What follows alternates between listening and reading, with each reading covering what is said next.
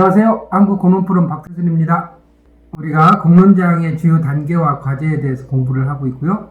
이번 시간부터 3시간에 걸쳐서 참여자 모집과 선정이라고 하는 주제를 가지고 공부를 하겠습니다. 오늘은 참여자 역할과 구성, 모집 절차에 대한 공부를 하고요. 그리고 다음 시간에는 참여자 규모, 그리고 세 번째 시간에는 참여자 선정 기준에 대해서 공부를 하겠습니다. 우리가 이렇게 세 차례에 걸쳐서 참여자 모집과 선정에 대해서 공부를 하면 공론장에서 가장 핵심적인 부분이라고 할 수 있는 시민참여단 구성에 대해서 잘 이해를 하게 되는 거죠. 그러면서 이제 공론장 구성에서 가장 핵심적이면서도 가장 어려운 부분이라고 할 수 있는 부분을 우리가 넘어설 수 있게 되는 것입니다. 그만큼 중요한 내용이라고 볼 수가 있죠. 오늘 48강 참여자 모집과 선정에서는 참여자의 역할, 구성, 모집 절차에 대한 일반적인 내용을 말씀을 좀 드리고요. 그리고 참여자 모집과 선정과 관련된 역사적인 사례를 하나 말씀드리도록 하겠습니다. 그리스 아테네의 시민의회, 행정부, 시민배심원을 어떤 규모로 어떻게 구성했는지를 살펴보도록 하겠습니다. 첫 번째, 시민참여단의 역할과 활동 기간에 대해서 말씀드리겠습니다.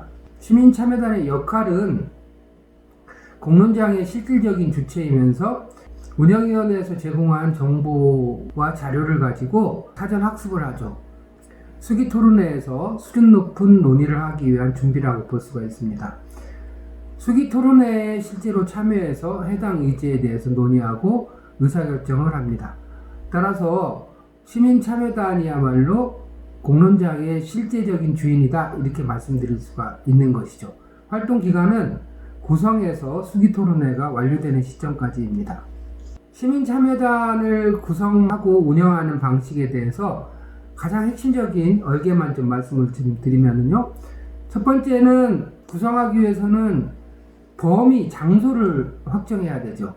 그래서 어떠어떠한 시, 어떠어떠한 동네에 주소를 두고 있는 시민 몇 명으로 구성한다 라고 하는 것이 정해져야 할 것입니다. 그리고 자발적 신청자를 중심으로 지역이나 성별이나 연령 등을 고려해서 결정하게 되는 것입니다. 그런데 이런 선정 과정에서 이해관계자, 일반 시민과 이해관계자가 있잖아요. 이해관계자 비중을 어느 정도 할 것인지, 즉 가중치 부여에 관해서는 운영위원회에서 논의를 통해서 결정하게 됩니다. 그리고 참여단의 모집과 공정한 선정을 위해서 운영위원회하고는 별도로 선정위원회를 구성해서 운영하는 경우도 있습니다. 또한 구성을 하는 경우에 한쪽 성이 10분의 6을 초과하지 않게 한다든지 이렇게 소수자 배려에 대한 것도 역시 운영위원회에서 결정을 하게 됩니다. 시민참여단 운영 전반에 관해서는 운영위원회에서 논의를 통해서 결정하게 되겠죠. 모집 절차에 대해서 좀 알아보도록 하겠습니다. 모집 절차 첫 번째는 선정 기준을 마련하는 것입니다. 운영위원회에서 구성할 시민참여단의 규모 몇 명으로 할 것인지, 또 구성을 어떻게 할 것인지에 대한 기준을 확립하는 것이 가장 첫 번째 과제라고 볼 수가 있고요. 참여단 구성에 관한 세부적인 내용과 실무를 담당할 선정위원회를 구성합니다. 즉 운영위원회에서는 참여단의 규모라든지 선발 기준과 같은 기본적인 뼈대를 결정한다면 참여단 구성에 관한 구체적인 내용에 대해서는 선정위원회에서 하게 된다, 이렇게 이해를 하시면 되겠습니다. 기준이 마련되면 그 다음에 해야 될 것은 홍보 및 신청자 접수겠죠. 그래서 주민설명회라든가 SNS나 다양한 홍보 매체 등을 통해 가지고 구체적으로 얘기하면 참여 기회를 얻지 못해서 참여를 하지 못하는 사람이 없을 만큼 적극적인 홍보를 통해서 시민들에게 참여 기회를 제공을 해야 되겠죠. 그리고 마지막으로는 그렇게 해서 이제 신청을 한 사람들의 목록을 작성을 하고 거기다가 선정 기준을 적용하게 되는 겁니다. 그래서 신청자 중에서 선정 기준에 맞는 사람들로 구성을 하게 되는 거죠. 참고로 참여자를 확정한 다음에 참여자의 한 20% 정도는 예비 리스트로 작성을 해 놓습니다. 그래서 만약에 참여자 중에 참여가 어렵게 된다든지 하면 보충을 할 수 있게끔 그렇게 하는 것이라고 이해를 하시면 되겠습니다. 다음으로는 앞서 말씀드린 것처럼 하나의 사례로 그리스 아테네에서 시민의회, 행정부 그리고 시민 배심원을 구성하는 방법을 우리가 좀 꼼꼼하게 좀 살펴보도록 하겠습니다.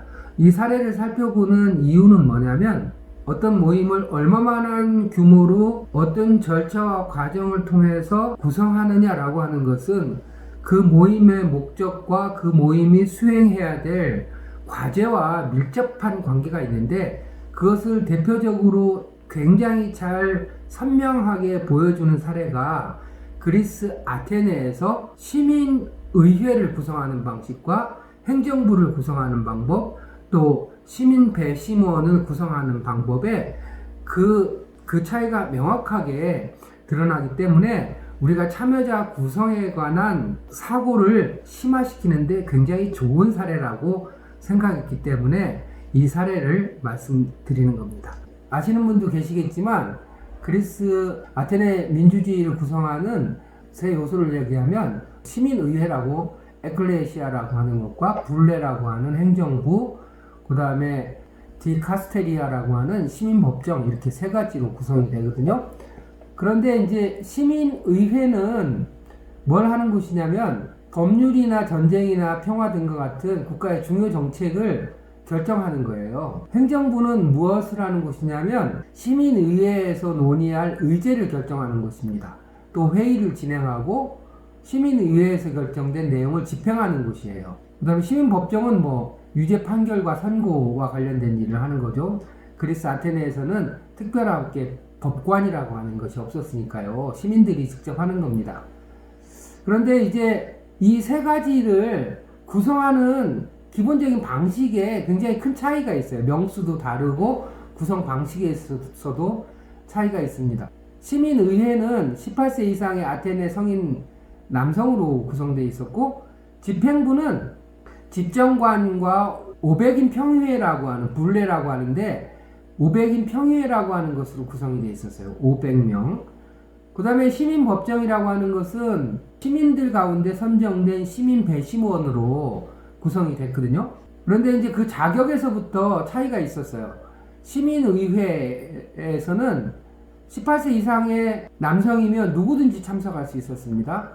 그런가 하면 행정부는 30세 이상이어야 됐어요. 또 시민법정도 30세 이상이어야 됐고, 그러니까 행정부라든가 시민법정에 참여하는 사람은 세상 물정을 좀 안다라고 하는 정도가 돼야지 행정부 역할이나 시민법정의 배심원으로 참여할 수 있었다는 것이죠. 참여자 수에 있어서도 굉장히 차이가 컸습니다. 여러분 그리스 아테네에 이렇게 영화라든가 이렇게 옛날 사진 같은 거 보면 시민회의, 아고라나 피닉스에서 시민회의 하는 거 나오잖아요. 최대 3만 명까지 참여할 수 있었고 평균 한 5, 6천 명 정도 아테네 시민들이 참여를 했다고 합니다.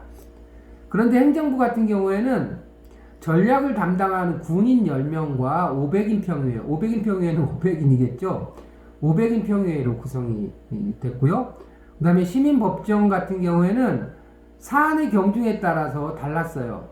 그래서 시민 배심원이 201명인 경우도 있고 사안의 경중에 따라서 아주 중대한 사안 같은 경우에는 2501명으로 구성하는 경우도 있었대요. 그리고 이 각각이 임기도 달랐어요. 시민의회 같은 경우에는 임기가 없었습니다. 언제든지 참여할 수 있는 것이죠. 행정부 같은 경우에는 500인 평의회의 멤버가 되면은 1년 동안 복무했어야 됐어요. 그리고 평생에 걸쳐가지고 2회를 넘지 않았어야 됩니다. 시민법정의 배심원 역시도 그 임기가 1년이었습니다. 그런데 우리가 관심을 가져야 될 것은 그 선발 과정이에요.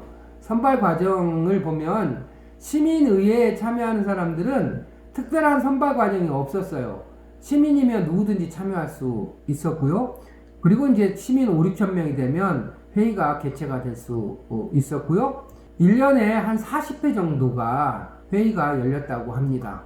그 반면에 행정부 같은 경우에는 장군, 전략이라고 하는 장군을 10명을 뽑는데 10명을 어떻게 뽑냐면 그리스 아테네에는 10개의 부족 단위가 데모스라고 하는 10개의 부족이 있었거든요. 각 부족에서 한 사람씩 10명으로 구성을 했어요. 그런데 그 10명은 군사 경험이 있다든가 인품이라든가 경험이라든가 그런 것을 고려해서 각 부족별로 한 사람씩 선출을 하는 방식으로 10명을 구성을 했죠.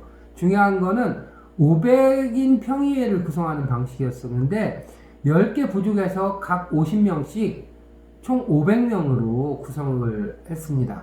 그런데 이 각 부족에서 50명을 어떻게 구성하냐면 제일 처음에는 자청을 해요. 자기가 자발적으로 신청을 합니다. 그 신청한 사람들 중에서 예심을 한 다음에, 예심이라고 하는 것은 이 사람이 범죄 경력은 없는지 도덕적으로 문제는 없는지 이런 것을 이제 심사를 하는 것이죠. 그런 다음에 이제 추첨을 해서 그 사람들을 중심으로 500명으로 구성을 했습니다. 시민법정의 배심원 같은 경우도 역시 자청에 의해서 먼저 등록을 합니다. 그 다음에 그 등록한 사람들에 대해서 신청을 해요. 근데 시민법정은 행정부하고 다르게 지역별로 하는 게 아니에요. 그냥 자청에 의해서 지역과 무관하게 자기가 신청을 하면 등록을 하게 되는데 등록한 사람들에 대해서 심사를 하는 거죠. 그렇게 심사를 해가지고 통과한 사람들로 잠재적인 시민 배심원 풀을 만듭니다.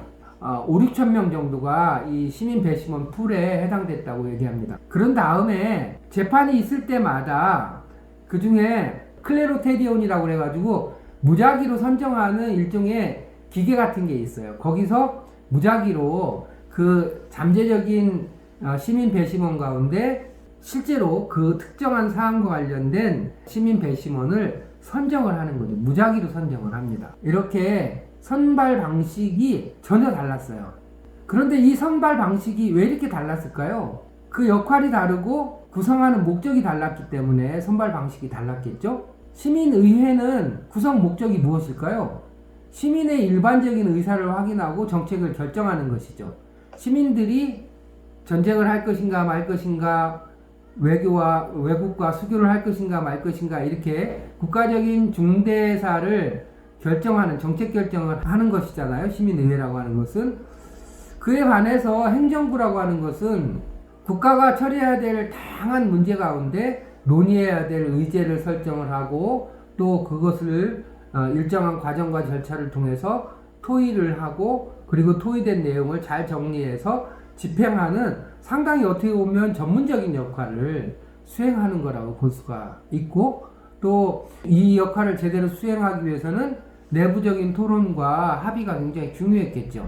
시민법정 같은 경우에는 자신의 부족이라든가 뭐 이런 여러 가지 친인척이라든가 연고에 따라서 재판이 부패와 편견에 의해서 이루어지지 않도록 하는 것이 굉장히 중요했던 겁니다.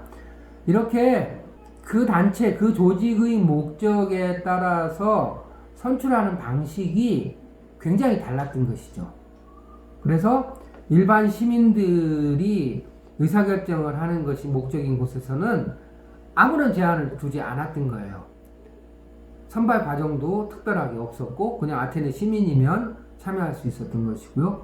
그에 반해서 행정부라고 하는 것은 10개의 부족에게 형평성을 주어서 똑같은 숫자가 선발될 수 있게끔, 또 자발적인 신청에 의하지만 심사를 거쳐서 500인으로 구성하는 방식, 상당히 정제된 사람들로 구성을 하는 거죠.